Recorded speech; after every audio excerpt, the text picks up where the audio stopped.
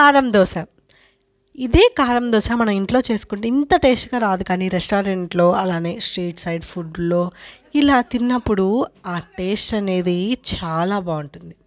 So, అదే టేస్ట్‌గా ఇంట్లో ఎలా చేసుకోవాలో ఈ వీడియోలో అయితే చూపించబోతున్నాను.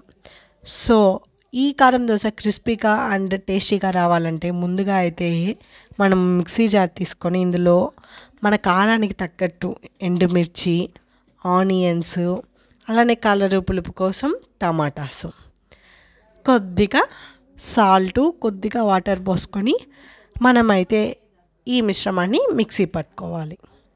ఇలా పట్టుకున్న తర్వాత పోపు అనేది పెట్టుకోవాలి. సో, స్టవ్ ఆన్ చేసేసి ప్యాన్ పెట్టుకొని కొద్దిగా ఆయిల్ అనేది వేసుకొని ఆ తర్వాత ఆవాలు, కరివేపాకు, మనం మిక్సీ పట్టుకున్నాం కదా ఆ పచ్చడిని ఇందులో వేసేసుకొని కొద్దిసేపు ఉడికించుకోవాలి.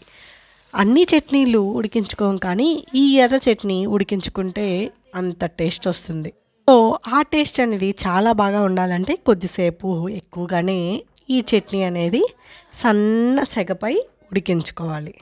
సో, ఇలా వాటర్ అనేది ఆల్మోస్ట్ కొంచెంగా ఉన్నప్పుడు ఈ స్టవ్‌ని ఆఫ్ చేసుకొని మనం దోశ ఎలా వేసుకుంటామో అలాగా వేసుకొని చాలా పల్చగా వేసుకోవాలి.